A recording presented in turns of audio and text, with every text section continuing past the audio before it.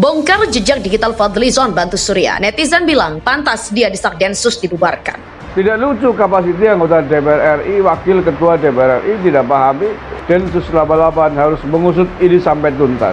Mengusut keterlibatan Fadlizon dan sejumlah orang yang ikut menemui tokoh HASI, pendolar HASI ketika itu, termasuk Fahri Hamzah yang tadi disebut oleh Fadlizon. Nah, biar terang benderang, benarkah Fadlizon hanya sekedar menerima tamu dan memberikan dana untuk kemanusiaan tanpa tahu ujung pangkal kemana lari dana itu dan siapa HASI?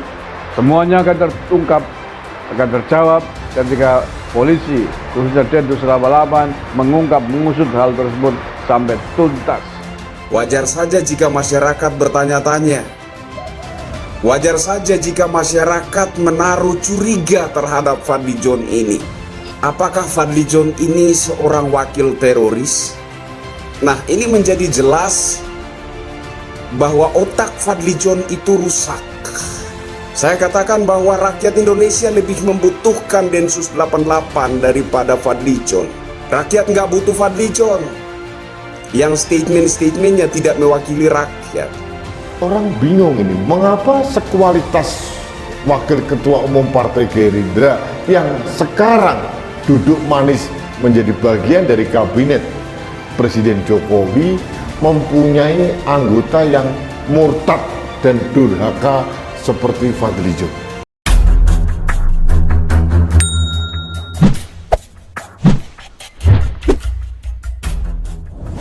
Membongkar rekam jejak digital dari politisi Partai Gerindra Fadlizon yang menyalurkan sejumlah bantuan dana untuk membantu krisis kemanusiaan di Suriah. Adapun netizen yang membongkar jejak digital Fadlizon bantu Suriah itu yakni pengguna Twitter Rosaidah76. Seperti dilihat pada Senin 14 Maret. Dalam narasi cuitannya, netizen itu menyebut unggahannya itu merupakan jejak digital dari Fadlizon. Melihat jejak digital Fadlizon yang membantu Suriah itu, netizen itu pun menyebut pantas saja anggota DPR RI itu mendesak agar Densus 88 anti teror segera dibubarkan. Lantaran rekam jejak Fadlizon itu, sang netizen juga mengaku menjadi paham mengapa Fadlizon begitu kritis saat Densus berhasil menangkap oknum yang terlibat jaringan terorisme. Jejak digital nggak pernah bohong ya, pantas nyuruh Densus 88 dibubarkan.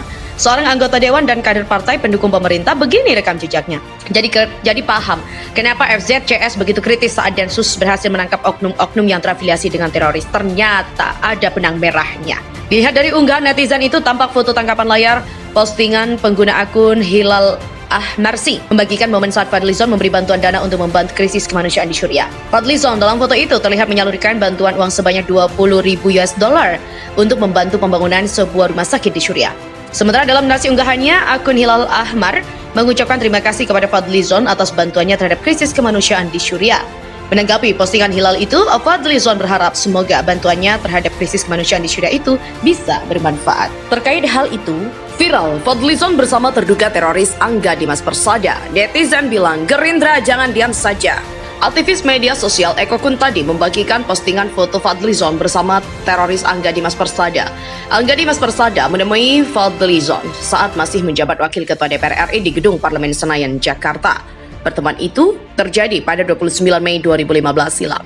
Kala itu Fadlizon memberikan bantuan kepada Lembaga Hilal Ahmar Society Indonesia atau HASI yang diterima oleh Angga Dimas Persada. Lembaga HASI ini penanggung jawabnya adalah Dr. Sunardi, tersangka teroris yang ditembak mati Densus 88 anti teror Polri di Sukoharjo beberapa hari lalu. Fadlizon menyumbang sebesar 20.000 dolar AS untuk pembangunan rumah sakit lapangan Salma di Suriah. Dari foto itu keduanya terlihat sumringah. Hilal Ahmar Society penanggung jawab adalah dokter yang kemarin ditembak Densus 88 karena melawan saat mau ditangkap. Lembaga ini adalah jaringan teroris yang banyak mengirim gerombolan ke Suriah, kata Eko Kuntadi dalam cuitannya. Dalam cuitan lanjutan, Eko Kuntadi menyebut orang yang berada di sebelah Fadlizon adalah Angga Dimas. Dia sudah ditangkap Densus 88 karena keterlibatannya dalam jaringan teroris, termasuk aktivitasnya dalam Hilal Ahmar Society Indonesia.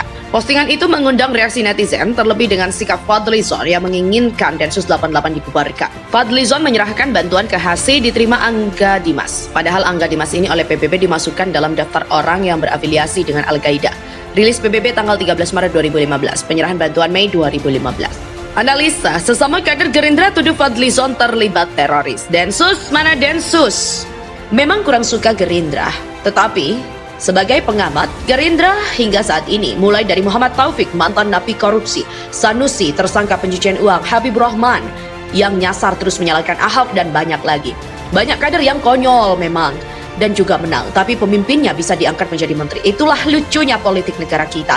Tapi kali ini kita akan membahas 3 orang saja, antara lain Fadlizon, Ahmad Dhani, dan juga Puyono.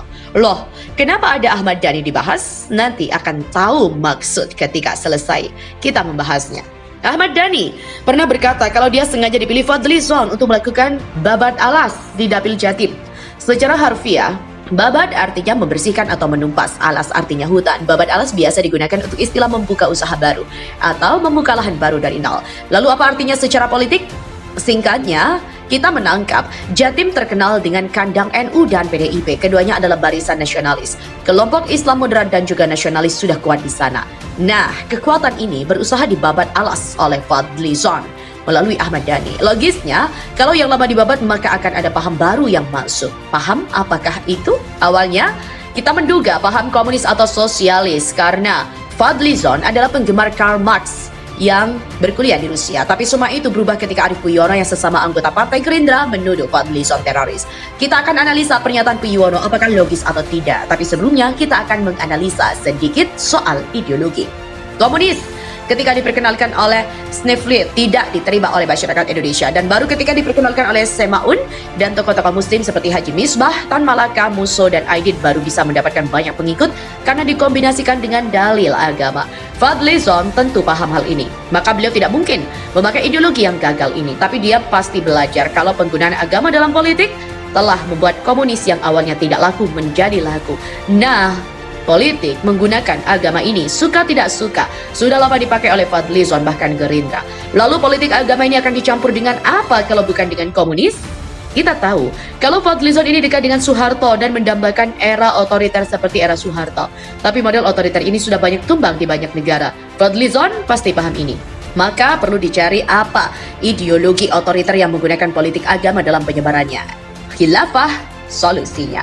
Jadi inilah alasan Fadlizon dekat dengan fans khilafah, kasus, dan harus kita akui kalau dugaan selama ini salah.